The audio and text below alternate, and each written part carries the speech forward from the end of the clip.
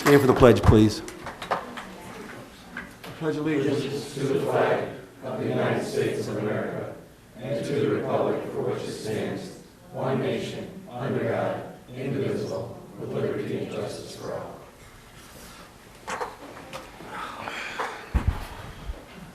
Welcome, everyone. This is Monday, September 16th. If you have any questions or business with this body here, come up to one of these microphones and give us your name and address and tell us what's on your mind. I need a couple of adjustments to the agenda, if it's all right with council. A couple things. Number one, add I, the homecoming parade special permit, and add under new business before A, call it X if you like. Dan Lockwood is here to present a check on behalf of the Community Foundation. And then one more change, if you would allow me to do this. Move F to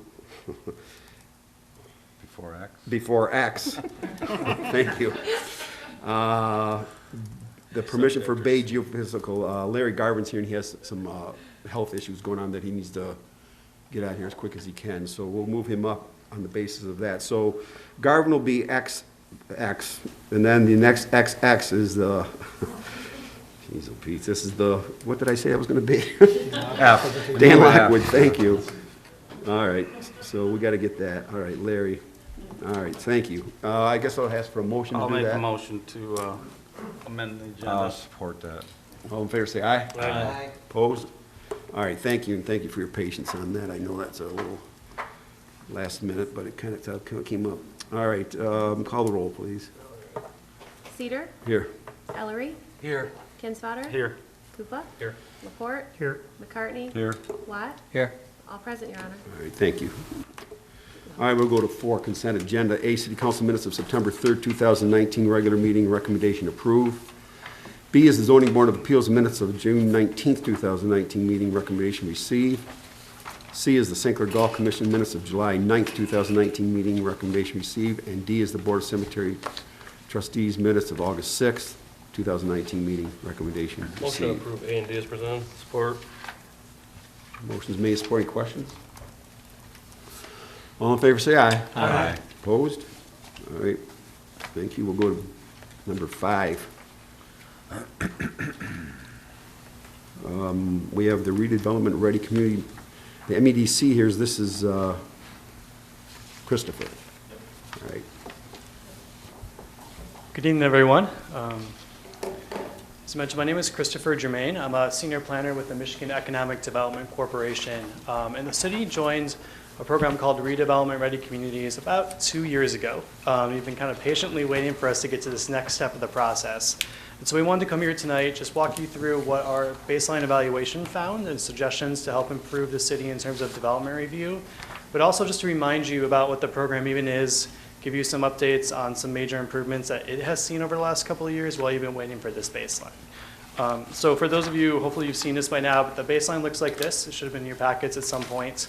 You're going to be asked to pass a resolution later tonight as to whether you'd like to continue in the program or not. So we just want you to be well informed as you're going through this baseline. So we're going to start at the 10,000 foot level just to kind of get you oriented a little bit. So MEDC, or the Michigan Economic Development Corporation, is really the state's economic development corporation arm. What we do is we exist through an interlocal agreement between 42 other local economic development corporations where we pool resources at the state level so we can be more competitive on projects, administer federal grants like community development block grants, and a number of other areas. So we're really split into 3 areas. Most folks know business development. So when you read the articles about cool spaceship factories or other kind of neat industrial stuff or high-tech research jobs that created, that tends to be our traditional business development arm. So that's what most people think of when they think of economic development. The second arm we have is Pure Michigan. Everyone's very familiar with that arm, I believe, at this stage. When I lived in Ohio for 7 years, it made me terribly homesick all 7 of those years. So I eventually came back, so they did their job. They brought folks back. And then the third arm is community development. And this is what really sets us apart from a lot of other state economic development corporations. That we focus not just on that traditional business investment and that marketing, but also in creating vibrant, sustainable, and diverse downtowns and communities that folks want to live in that makes us more competitive on the grand scheme of things, working with investments. So we do that in a couple of ways, really two. So there's technical assistance, redevelopment ready communities, which is one of those programs. So it's a voluntary program here that you're involved in that we'll talk more in a minute. You may have also heard of the Michigan Main Street program, which is our other technical assistance arm. And so we have about 20 of those folks across the state who are heavily engaged in that program. The other part of what we do in community development, of course, is traditional financial incentives. So when you look at mixed-use buildings, when you look at public spaces, the use of community development block grant dollars, that's all us. So we're funding those rehabs of those buildings, historic preservation, all that fun stuff that you're seeing in downtowns that are creating those vibrant areas and putting otherwise unproductive buildings back to productive use. They're usually coming through our arm. So you're going to hear every time you talk with Michigan Economic Development Corporation this idea of talent, place, and business. So it's this cyclical idea that talents, or as we like to call them people, are going to decide where they want to live. They want place. More so than ever, people are finding communities that they love first, and then they're moving to those places, and they're creating jobs, or they're starting businesses, or they're working remotely from those places they love. People are still moving for jobs, but it's happening less and less and less. They're just choosing where to go first and creating those jobs.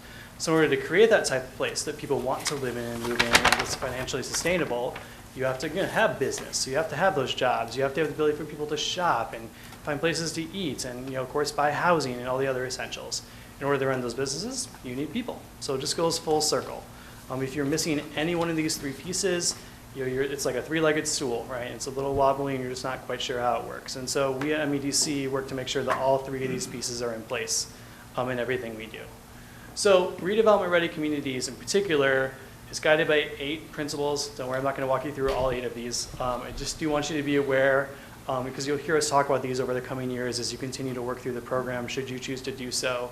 There's 3 big ones I do want to point out. Number 1 is self-help.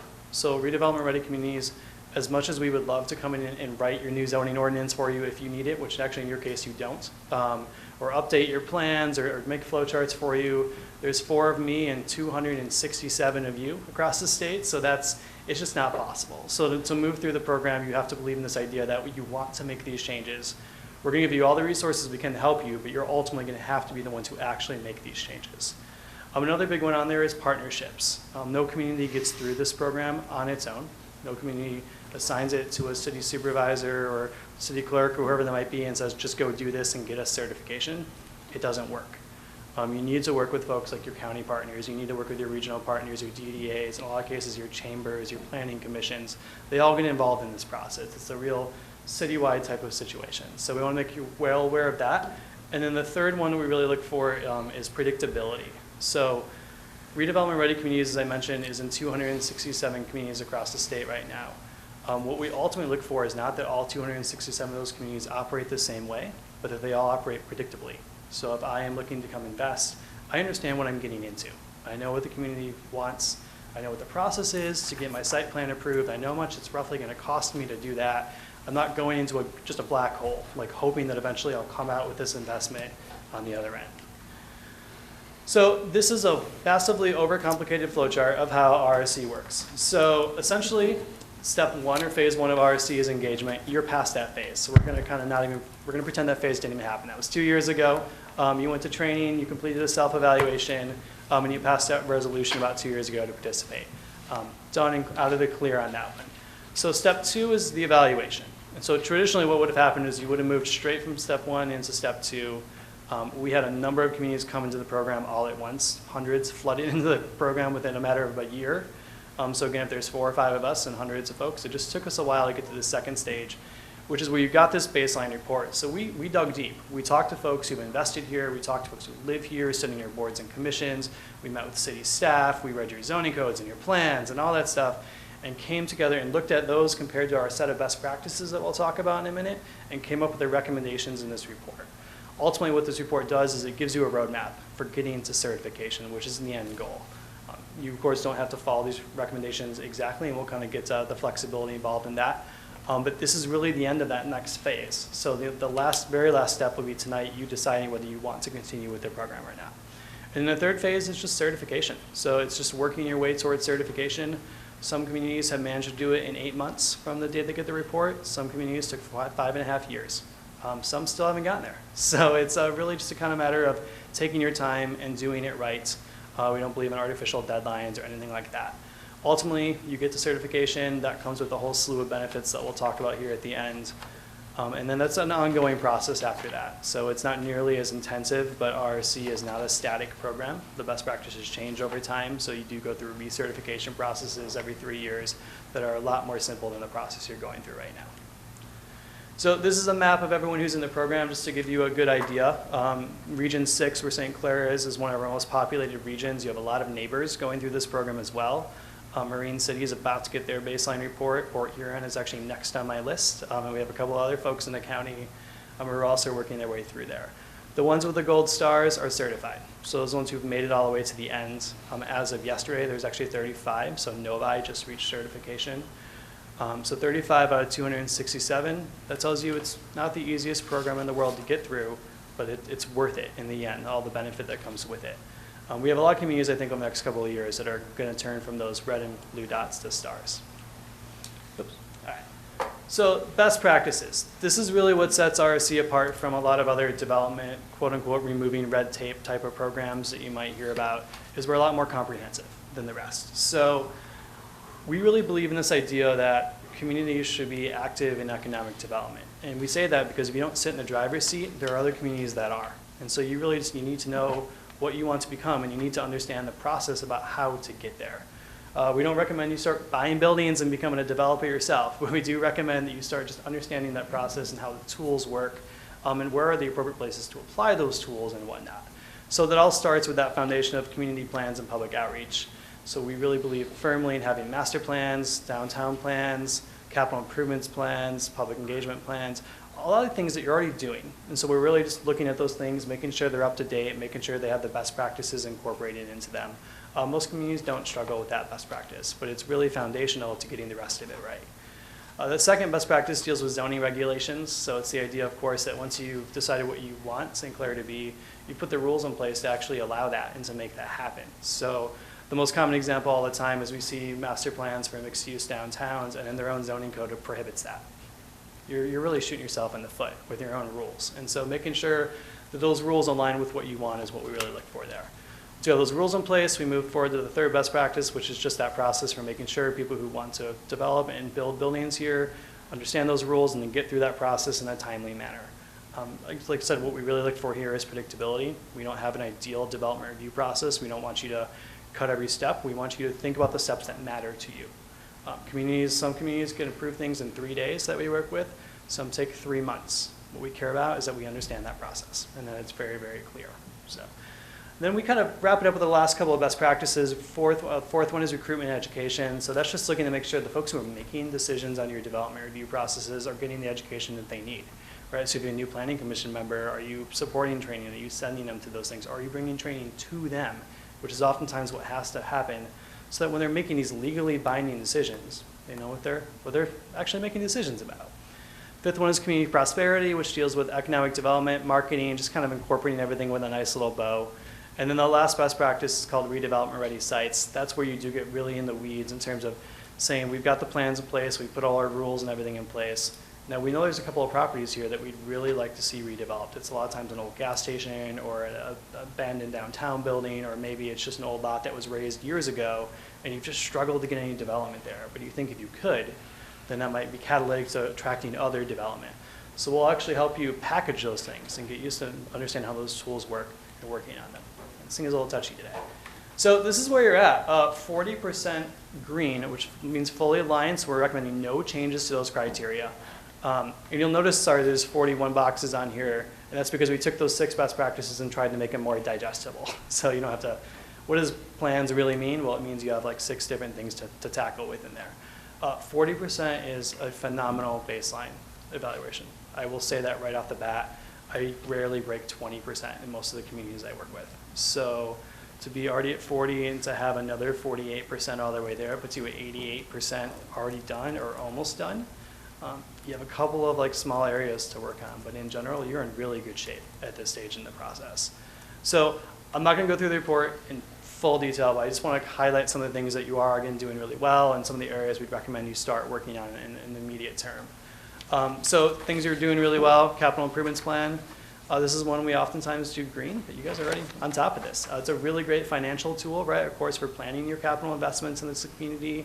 You have competing priorities, you have endless things you could fund. Turns out money is finite, and so you have to make those decisions. And so your capital improvements plan helps you do that. From a development perspective, it allows me as a potential investor to understand where you're putting your dollars in a community and where it might be best for me to also put my private sector dollars in there to also get the biggest benefit and the most catalytic change for your community. Zoning, as I mentioned, you're 100% green on that. We found every piece of the best practices in there, in particular to your downtown redevelopment districts, which are really unique and a real example for a lot of other cities actually across the state. So you're perfectly great there. That has never happened, I think, in any baseline I've ever done so far. Development review, the way things are working now are working really well for the most part. Things are fast, they're efficient. You've got great folks who are willing to answer questions and they're proactive, and customer service remarks were really high. You're facing the same situation that we see in a lot of communities in your boat, though, which is a lot of that's not documented. So it takes one staff change or one attitude change to change that experience for developers. And so our recommendation is we're going to work with you over the next year or two or whatever it takes to build things like flowcharts and document your internal process, just so it doesn't matter who sits in those seats. It's a predictable experience for everyone going forward. And then training. The city already provides support for training. We made some recommendations for improving maybe the strategic direction of that training, but in general, the foundation is strong. So areas where you're really, really close. Your existing master plan is actually really solid. It's a great plan. Unfortunately, the Michigan Planning and Enabling Act requires you to at least reaffirm the existence of that plan every 5 years, and it hasn't been done. Also, your implementation schedule is outside of that 5-year window. So we're of the understanding that you're in the early stages of already taking the steps to update that thing, so you're already on the right path there. But the framework you have there is already very strong. Your development you already talked about, just documenting what's already going on really, really well in the city. Economic development and marketing. So this one's really interesting. You're really active in a lot of the county and regional economic development and marketing aspects, but there's no real clear direction for St. Clair as a city. Like what specifically you guys could do. And we, of course, want you to work with your regional partners, but we want you to also understand what makes you unique, and maybe there might be areas where you might have to deviate or do some of your own activity in your own best interest as a community. So, and then redevelopment-ready sites, we know you guys have an idea of some of those priority sites based on conversations we've had with folks, based on the plans we've read, but kind of packaging them and figuring out the right tools to make them happen, things like that, still needs some work. And then the couple of reds that you have, the downtown plan. You're facing a situation where your downtown development authority, of course, is underwater. Your tax increment financing tool isn't working. That's not an uncommon situation to be in. It's just an unfortunate reality of the way the tool was structured. No one imagined that recession happening and wiping out property values to the degree that it did. But we do recommend that you start kind of thinking a little more about downtown, doing some strategic planning, whether it's reestablishing the base of that TIF, whether it's just including a downtown chapter in your master plan. You've got options. But we'd just like to see you do some more strategic planning around that area in particular for all the financial and cultural benefits that come with a downtown and the vibrancy there. Public engagement, you do a lot of public engagement, but what's really missing is a documented strategy about how that actually occurs. Again, that's really for the predictability piece, so that someone in staff may be real gung-ho, or some of you may be real gung-ho about public engagement, but then you're no longer in those seats, and all of a sudden, all the things people came to expect just disappear. So we ask that you think about the continuity and the predictability of public engagement so that people feel confidence when they engage with the city, that they're heard, and that they're always going to be in that situation. And then training strategy, which I talked about. You've got that good foundation, but thinking strategically about it. There's so many options that you can look at in terms of training now, webinars, conferences, in-house, and it's hard to sort through it all. And so we just ask communities to think a little more strategically about it so people know what to actually look for, so they're just not overwhelmed. So there's a lot more in the report. Those are just the highlights. In terms of moving forward, you guys are really at a decision point in terms of RRC. So you've got the report in front of you. Redevelopment Ready Communities is a voluntary program. There are key benefits to being in the program, including eligibility for community development dollars. But ultimately, if you choose, you don't want to use those tools, or you just decide it's not a good time for you to go, You can take the recommendations from the report. You can say, thank you very much for those. We appreciate it. We'll be in contact with you later, if we decide we want to re-engage. We, of course, hope that you decide you want to move forward. In terms of doing that, what we would ask tonight is you pass that resolution, that intent to continue in the program. At that stage, you would enter into that third phase of the program where we'll just continue to work with the city over the coming months or years, whatever it might be, to ultimately take those yellows and those reds and turn them to greens. So eventually, you'll get all those boxes will turn green. We'll have a big celebration, and we'll open up a whole new toolbox of benefits for you that those other 35 communities have right now. And you just move into a maintenance phase, which of course is a lot easier than getting, to the top of the mountain. You're just staying up there at that stage. So pushing again this idea of partnerships home real quick, just no one can do it. You can't just assign this to Nat, I'm sorry. You should probably really I'd say that right, but you can't just do that. You got to think about those partners. We've been working very closely with St. Clair County and their planning department, so they're well informed on the program, and they've been willing to put some resources towards it as well. So that's a real good opportunity for you. And then, like I said, other folks, your own residents when you're taking a public engagement. So just think about everyone who might need to be involved. In terms of resources, I am missing a slide, so where did it go? It's a really important slide. Okay, well, I'm going to tell you why you should be in the program. I don't know where that slide went away. So there's a lot of benefits to being in the program. The first major benefit that most people, of course, will account for is we prioritize community development incentives based on engagement in redevelopment-ready communities.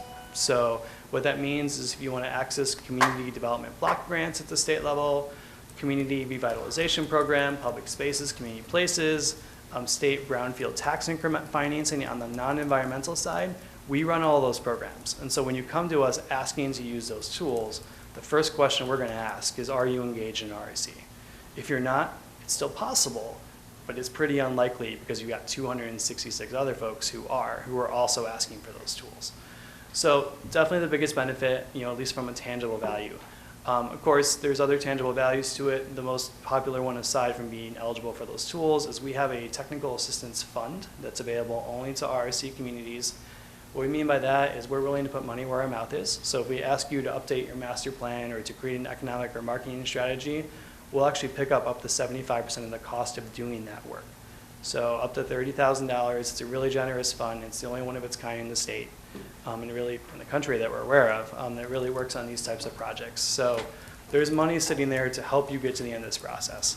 Again, we can't do the work, but we can help provide resources to get the work done.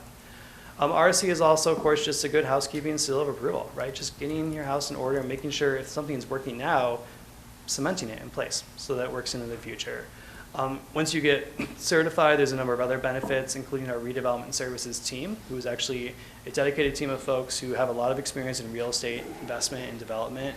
They'll come into the community, they'll help you package those priority sites, they'll connect you to our network of developers, or they'll help you grow homegrown developers who can develop right here in St. Clair.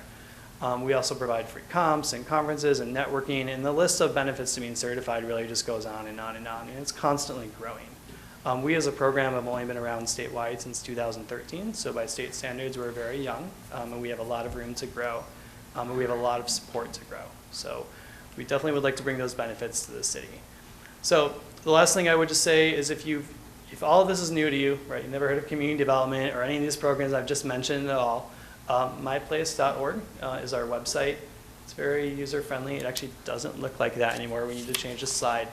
But you can check out how any of those financial improvements work. You can check out everything about RSC, see what other communities are up to, find examples of how to complete every single best practice, find contact information for me. And of course, we're incredibly active on social media if you're into that thing. Some folks are. I'm trying to get us on Snapchat. That's not working so far, but we'll see. So, oh, there it is. We moved it, so it's over here. We covered all of this, but like I mentioned, there's a lot of value to being in the program, but ultimately that decision is, of course, up to you. And so that's really kind of what we're asking you to make that decision tonight. But before you did, we just wanted to come in and say hi and ask if you had any questions on the baseline report or the program or anything. That's what I've got. Any questions for Christopher? Is there a cost associated going on to the next phase? Nope. So we are all fully funded. We never ask for any sort of fee. You'll incur, of course, the cost of things like updating your plans and things like that, but nothing out of the ordinary that you wouldn't otherwise incur. And I couldn't see from here, in St. Clair County, is there a community with a gold star yet? Nope, nope. So the closest one to you, well, the only other one in this region is Langsberg, so this region stretches all the way over to Lansing. But you do have a number of folks in southeast Metro Detroit who are certified. Okay. Yep. Anything else? Thank you. Cool, thank you. All right, we will go to B. Resolution 1918, approved 2018-2019 budget adjustments. Nat, is that you? Well, are we going to go to A To approve the for resolution. the Oh, geez. resolution? Skipping one. I skipped that over. Sorry about that. All right, let's do this. Let's go to A. Resolution 1917, redevelopment ready community certification. Turner, make a motion to approve what Support planning that. is working on. I think this is in line with everything, and Yeah. I'd see no downside. All right. Motion made, support. Any questions? Call the roll, please. McCartney? Yes. Watt? Yes. Ellery? Yes. Kinsfather? Yes. Koopa? Yes. Laporte? Yes. Cedar? Yes. Carried, Your Honor. All right, thank you. Thank you. Thank you, Christopher. But don't come back to my laptop, that like that. All right, now we'll go to B. 1918, approved 2018-2019 budget adjustments. Yes, Your Honor. The following adjustments are recommended by our accountant.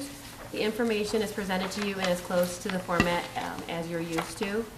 Michael is not able to attend the meeting tonight, but he did provide a summary of some of the most notable changes. So I'm just going to read the letter that was set at your place tonight.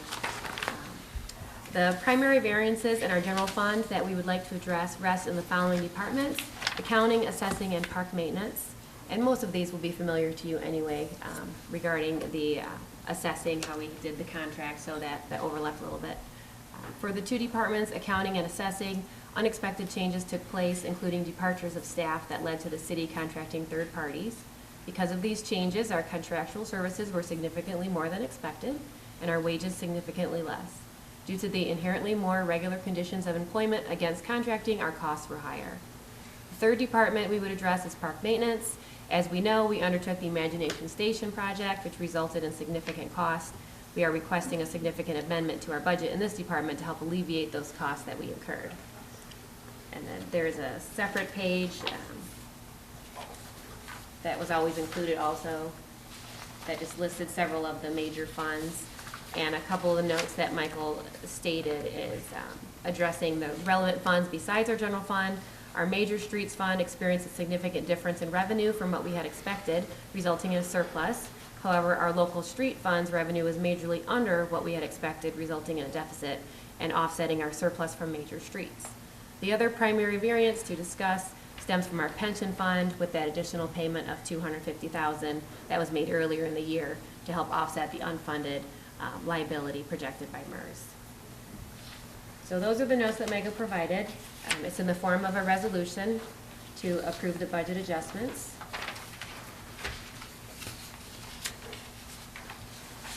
Hearing no questions, Your Honor, I make a motion to approve as presented. Support. All right, the motion's made and supported. Yes, sir.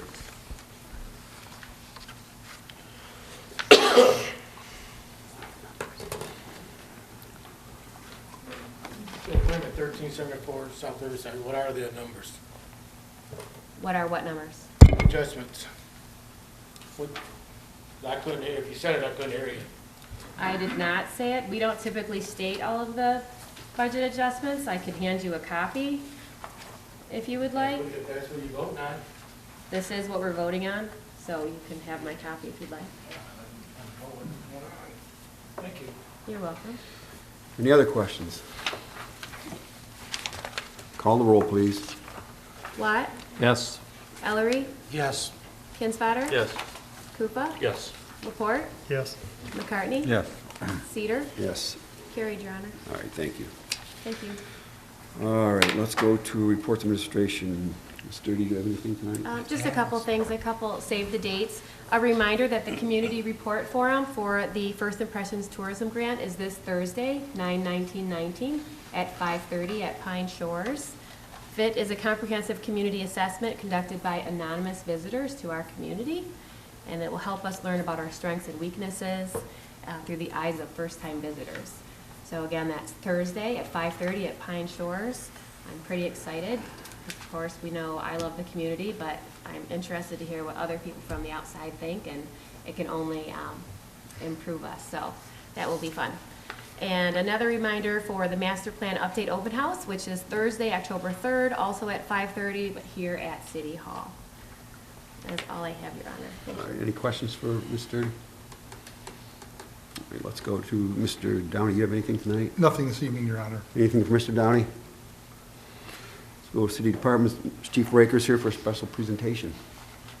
Yeah, I have two things. First, I've been getting a lot of phone calls about gravel trains and cement trucks, and I know a lot of you have too also. So our guys have been looking into it. The county's motor carrier unit has been keeping an eye on the trucks. The state's motor carrier unit has been keeping an eye on the trucks. I went to the DTE site, that's where it is, and that's our main problem. The DTE site is south of us, the product is north of us, and they got to go through town with the product. So talk to them. They are right in the middle of the gravel train run, probably another 3 weeks, and then that's going to slow down. Cement trucks, they're planning on running them until mid-January. So that's where we're at. I talked to Steve Hyde from Hyde Trucking today. He's going to get with his truckers to have them back down, and especially on the way back when they're empty, they're bouncing. And the one problem we have is with the road diet. Some of the manhole covers, when they resurface the road, they did not bring up the manhole covers, so there's a dip. And the manhole covers that were on the shoulder are now in a moving lane of traffic. So every time one of those pups hit it, it's really, the homeowners are hearing a lot of thunder right now, so. What's their route, chief? What do they take? They're getting stuff from Blue Water Aggregate and heading to the DTE site, just So they're coming right down M29? right down M29. No way to get them around Brown Street to the back and go up Pug Road to, or up, not Pug Road, but Putty Gut Road, which was the original truck route? There's no way to get them to come through the back? Well, I talked to Steve about that today, Hyde, and he said M29 is a Class A road, and that's the fastest. It is, yeah, that's that's their fastest route. Apparently, time is money in that business, Yeah, I guess. sure is. So, secondly, I have a life-saving award again to award, and I want to do it publicly. Being in law enforcement for 38 years, this is not a common thing for a police officer to save a life. It's very uncommon, really. And I've had the opportunity to, this is my 4th award since I've been here. I've been here 2 years. So that's a huge statement for a small-town police department that's out there and close. But I want to read this so I don't screw it up. But this is Officer Young. On August 27th at 8:20 in the evening, Officer Young was dispatched to an 11-month-old choking. Upon arrival, Officer Young made contact with the father in the front yard, who guided him into the house. In the house, the baby was in the arms of the mother. When Officer Young got inside, he saw this lifeless blue in color baby and took him immediately and started doing back thrusts and attempted to clear the airway. And he did that until Tri-Hospital and St. Clair Fire got there. He was able to partially dislodge the fruit that the child was choking on, which opened the child's airway slightly. River District, the baby was taken to River District Hospital, and the doctors and nurses were able to clear the airway, and the 1-year-old young man is with us still today. It was a huge deal, and I want to read you the email that I got. It made me feel good as a chief. I'm sitting on my sofa at home, and I get this email from a Tri-Hospital paramedic. Good evening, Chief. I hope this message finds you well. I just wanted to let you know how impressed I was this evening with one of your officers. We were dispatched to a baby choking tonight. Thanks to the efforts of one of your officers, I believe his name was Young, the baby was able to breathe again. Officer Young arrived and immediately initiated back blows. He was professional and calm, and he was a reason that a majority of the baby's airway became clear. He stayed calm, so please extend our appreciation to Officer Young and let him know he saved a life. So, Officer Young, thank you as Chief.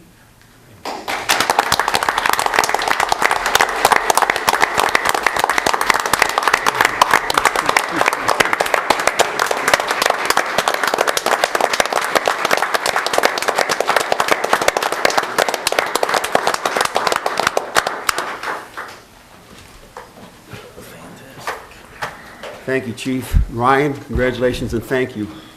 You represent what is really right about law enforcement and young people.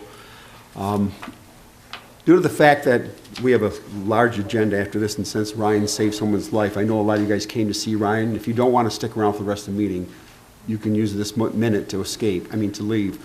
But thank you, Ryan, and keep up the good work. Thank you, Mayor. Oh, sir, drop your keys.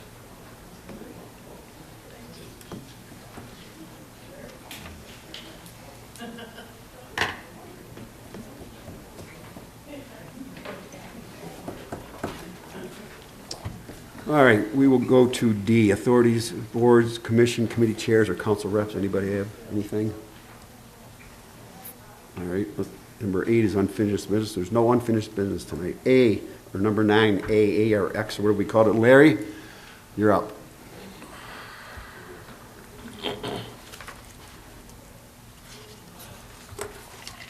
Appreciate your consideration. Get me up, Ed. All right. Sciatic nerve. It's rough. So here we are. I'm Larry Garvin with representing Bay Geophysical, and we did the testing in your town before, and now we have another step of the project. We'd like to do M29 from Clinton to Yankee Road. It's the same procedure. The only difference being is that MDOT controls the road, and as a requirement of us receiving the permit, we have to contact as many of the adjoining landowners as possible and attempt to get their consent. We had about 160 landowners. I'd say we're about 60% signed already, and nobody's objected. It's all for the benefit with our previous testing we've done here, so that's why I'm coming before you all today to ask if we could kindly get you as a adjoining landowner to sign off on our request for us. If you have any questions, like I say, it's the exact same procedure we've done over the past few years. He's asking for approval and permission for Bay Geophysical for seismic testing, Clinton to Yankee. I make a motion, we approve. I'll support. All right, the motion's made, supported. Any questions? Call the roll, please.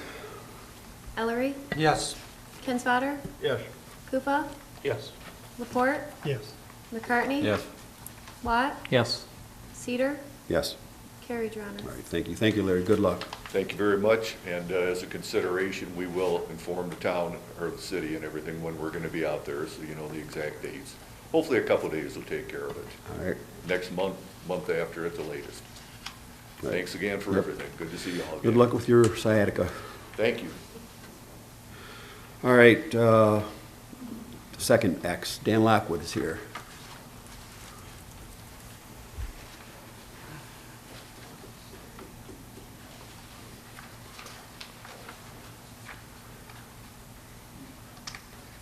Mayor, Council, today I'm here representing the St. Clair funds at the Community Foundation. There are 7 funds at the Community Foundation. These funds have been left by citizens of the St. Clair for the Community Foundation to manage. Beginning of the year, Therese Hawkins applied for a grant asking Community Foundation or the St. Clair funds if we would help fund some welcome signs. The signs were built, and in examining the request, the advisors of the St. Clair funds reviewed our funds. And in our case, even though the requests are noble, we look at the person who left the money and the goals they want to establish, and we have to see if, in fact, the request matches up with the goals. And in this particular case, we had 2 funds which did match. One is called the St. Clair Foundation, and that fund was created by Arthur and Blanche Mao, and John Emick and his wife Evelyn created that fund. And the other fund that met the requirements of this was the Oskin Fund, which was formed by Ernie and Barb Oskin. So, Mayor, I'm just pleased today to give you a check for $7,000 to cover the cost for one of your signs. Thank you very much. Thank you, Bob. Give that right to Annette. Thank you. Thank you, Mr. Lockwood. All right, let's go to new business A, schedule public hearing for vacation of Pine Street. Mr. Downey, you want to walk us through that?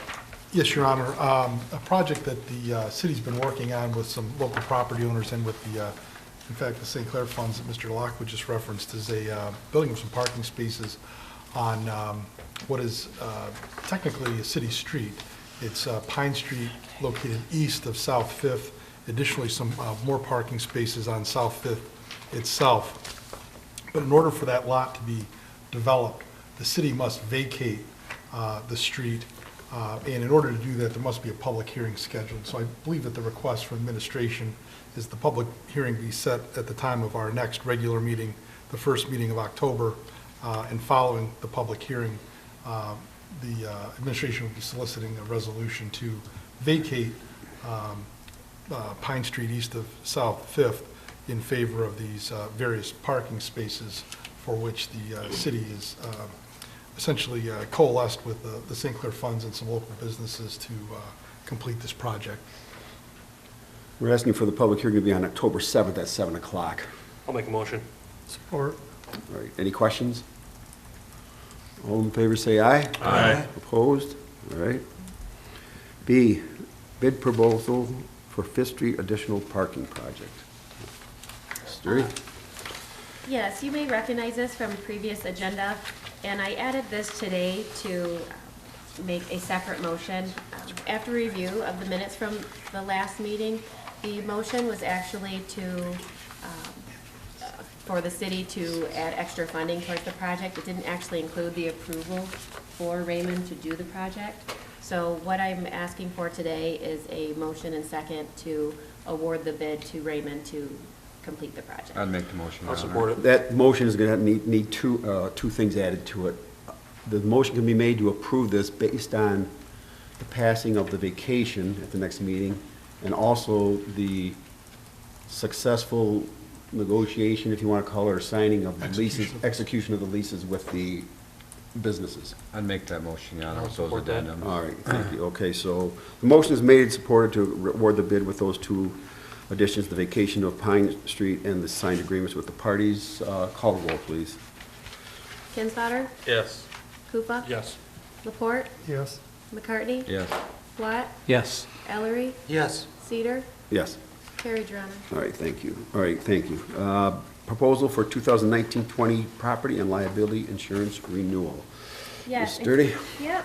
Included in your packet is a memo from myself reviewing the annual premium for our liability and property pool renewal. As you recall, last year we did bid it out. This year we are staying with MML again. The premium for 2019-2020 is $89,376, which is a slight increase of $2,790 from last year's premium. The reason for this change is noted as property value increases, payroll increases, and a slight increase in the property and liability rates. And also, please remember that the Board of Directors of the Michigan Municipal League do vote to return a dividend to its renewing members, and the amount of that dividend to the City of St. Clair will be $8,334 once we have paid our premium in full. So the recommendation is to approve the renewal. So move. Support. Any questions? Yes, sir.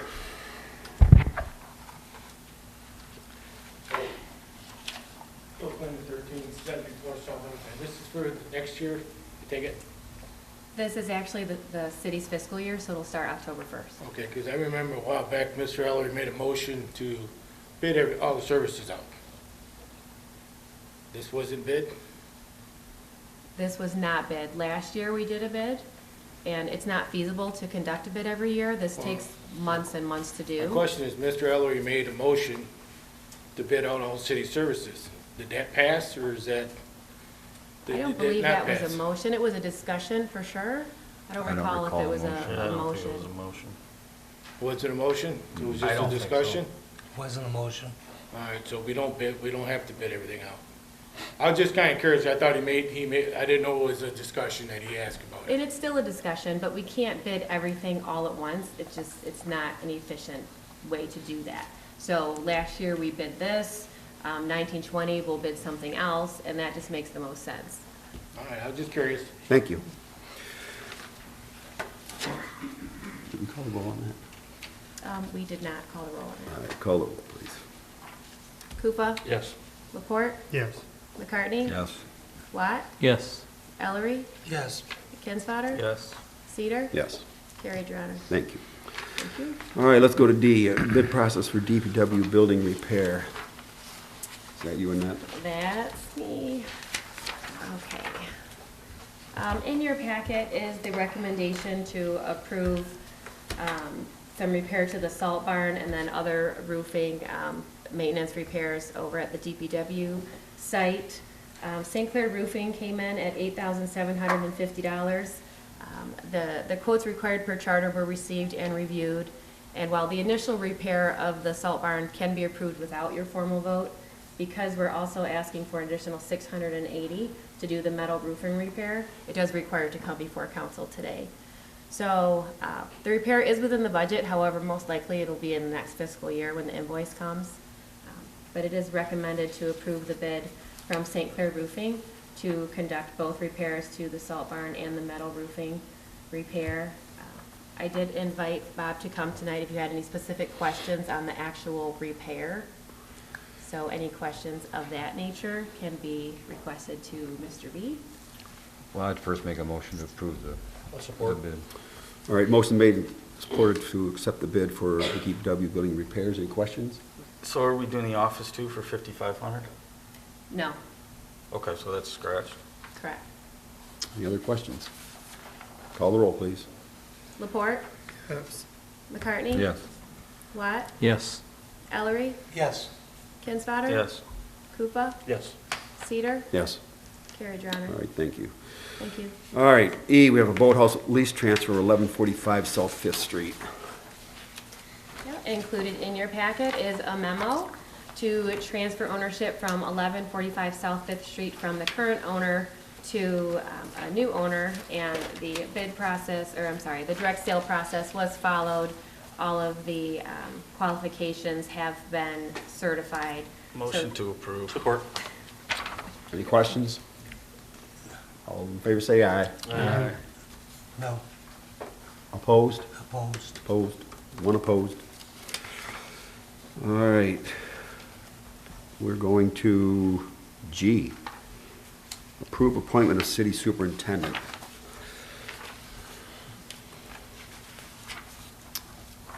Okay, Matt, what do you got over there? Where I'm at, she's been the. Oh, I'm sorry. I don't I would, have anything. Your Honor, we've had a chance to review the employment agreement. There's been the additions that some were asked for had been added, and with that, I would make a motion to approve the employment contract. Well, Or don't you? well, G, we're just making the appointment. I guess we had to keep these separate, right? Point one. Okay. And then G, Approve to the next make the one. appointment then. Yeah, okay, thank you. I'll support the. All right, so the motion's been made, supported to appoint our new city superintendent, Mr. Warren Rothy. If you were here for the interviews, he was the second guy. Any questions? Call the roll. Watt? Yes. Ellery? Yep. Kinsfater? Yes. Koopa? Yes. Laporte? Yes. McCartney? Yes. Cedar? Yes. Carried, Your Honor. Thank you. Okay, now the contract, H, for our new city superintendent. Now, Your Honor, I would, again, with the comments made earlier and the changes made in the contract, I would move that we approve the contract as written. Support. All right, motion's made and supported. Any questions?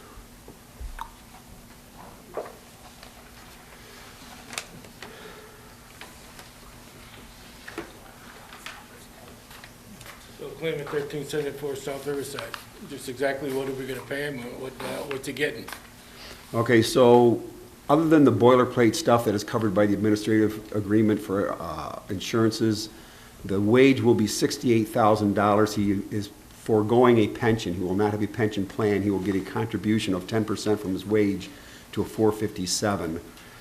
So he will not have a standard pension that the city is liable for in the future. He will have a $250 a month car allowance. He will have a phone provided by the city.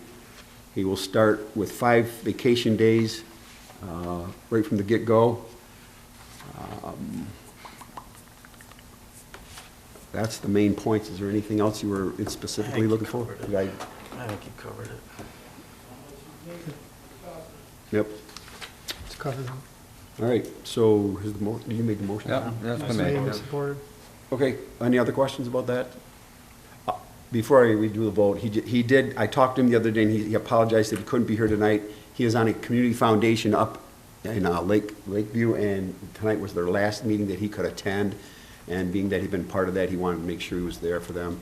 He will start here officially October 15th, but he said he would come here the week before that, which is October 7th week, and spend 3 days or so in City Hall talking to the staff and kind of getting used to things. So the motion's made. I'll ask for the roll call, please. Ellery? No. Kinsfater? Yes. Koopa? Yes. Laporte? Yes. McCartney? Yes. Lot? Yes. Cedar? Yes. Carried, Your Honor. All right. Thank you. And thank you, everyone, for that process. We spent a lot of time talking to him, and I think it's going to be a good fit, you guys. All right, we will go to the homecoming parade. Chief? I've received a request from the high school for their annual homecoming parade on October 2nd at 6 p.m. and all their paperwork's in, so. Motion to approve. Support. Any questions? All in favor, say aye. Aye. Opposed? Thank you, Chief. Claims and accounts, September 5th, September 12th, 2019. Hearing no questions, Your Honor, I make a motion to approve as Support. presented. Any questions? All in favor, say aye. Aye. Opposed? We'll go to number 11, public comment and questions. 3 minutes. Any non-agenda items? Anybody wants to talk about anything?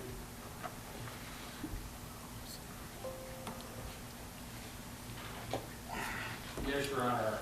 Randall Hanson, I represent Dennis Moody, and after the last city council meeting, I was dismayed to read a misquote in the Times Herald about whether landowners who sign a lease will have any cash payments that they need to make. There's no investment. There will never be a cost to the landowners that sign a lease. I should have called the lady from the Times Herald, but I thought she'd be here tonight. So. Thanks for setting the record straight, Randall. We had a couple people The ask voice, us the about voice that. had it right. Pardon me? The voice had it right. Jim Block gets it right. I had it right because I didn't write a story about it. Sometimes the best thing to say is nothing. You know what my grandfather always said? I believe everything I read in the papers. That'd be a mistake. Whoa. Any other public comment tonight? Yes, sir.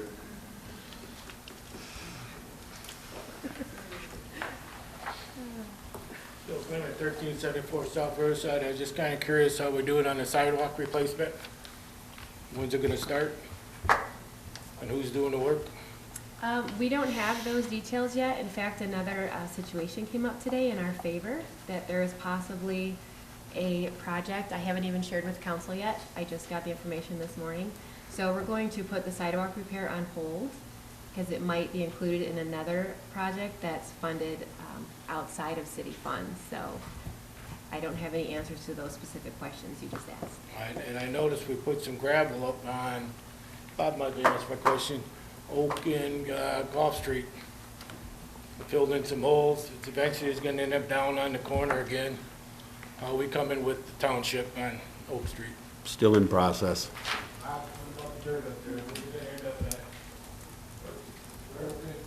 Direct all your questions up here, Mr. Kleeman.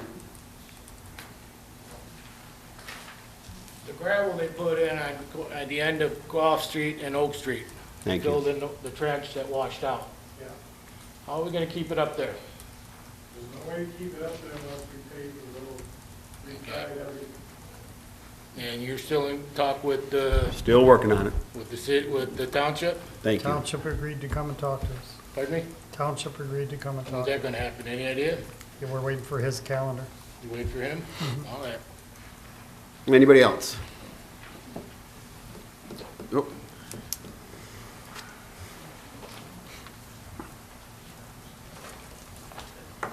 Mary Boda, 1170 South 12th. I'll be quick. Okay, Thursday night at the museum, 10 people who made a difference in the city of St. Clair.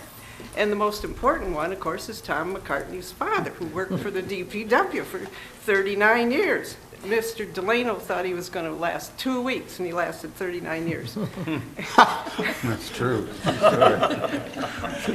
Judge John Cummings, Bert Groff, Don Ross,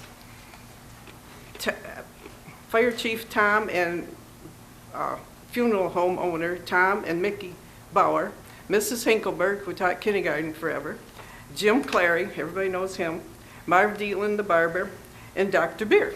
So Thursday night at 7 and Friday at 1. Hopefully, everybody will turn out. And thank you. Thanks, Thank you, Mary. Ms. Bodett. Okay.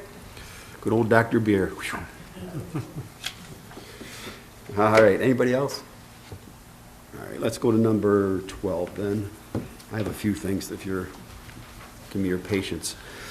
Therese Hawkins is not here tonight, but if anybody has seen what's going on over at Imagination Station for the last 4 or 5 days, it's just beyond amazing. So I'm sure she's going to come to see us in the next few weeks or so, and I'll let her tell to you all about the people that really were powerful in this movement. But it's just it's a great thing. Tom, do you want to mention the cemetery cleanup? Yeah, this Saturday at 10 o'clock, excuse me, we're having a community cares event at Hillside Cemetery. Cleaning supplies, our main focus is going to be cleaning headstones. We have 3 sections that we've selected to begin with. Depending on the community turnout, we may expand that if time permits, but cleaning supplies, protective gloves and glasses and hoses and all those things will be provided. We certainly hope that we have a good turnout. 10 o'clock Saturday morning, lunch provided about 12:30. We hope to wrap up at 2. Thank you. Did I miss anything on that? No, you got it. No, thanks. Good job. All right, good. Whistles on the Water, September 28th. That's a Saturday from 9 till 4, right downtown, across from Drifters. Mr. Lockwood will be on site, making sure everything goes very well. As Ms. Sturdy mentioned, this Thursday at 5:30 at Pine Shores, that FIT presentation where the secret shoppers come in and go in through our town, and then they come in and tell us their observations. So that should be interesting. The master plan, October 3rd, 5:30 right here. That's open to the public. That's open to all of council. Annette, myself, and Mike Booth were in the first meeting, and I forgot to tell you guys this. When we were in that meeting, the lady planner, remember her? Mm-hmm. And she was telling us how when they go in different counties, they use the city of St. Clair as an example. I forgot to tell you that. Fantastic. Isn't that fantastic? All right. I think that's all I have. Oh, wait. St. Mary's Festival the last weekend in September, right? Anybody else have anything? Or? I got one thing. Knights of Columbus is going to be doing a pasty sale. They have to be ordered by October 21st. They will be here November 2nd. And to order them, call Brian at 810-357-5527. And they're coming right from the Upper Peninsula, I guess. So. All right. Pasties. Thank you. I think he said there were 6 different kinds. So. Get your Them pasties are on. tasty. Get your pasty on. All right. Anybody else? Your Honor, I would just like to mention one thing. We've had a very wet spring and we had a wet summer. Things beyond control, and I want to give my hats off to the golf course staff that had done everything they could do to keep most of the holes open and playable, and just opened up 4 and 5 2 weeks ago. And they're, of course, they did a great job of keeping it drained, and it's starting to come back. And I hope play comes back, Bob. But you did a great job on that, keeping that open. Thank you, Bob. Go to number 13, Mr. LaForte. You want to do anything about that? Sure. I make a motion to adjourn. Support. All in favor, say aye. Aye. Opposed? Have a good night, everyone. Be safe, be careful.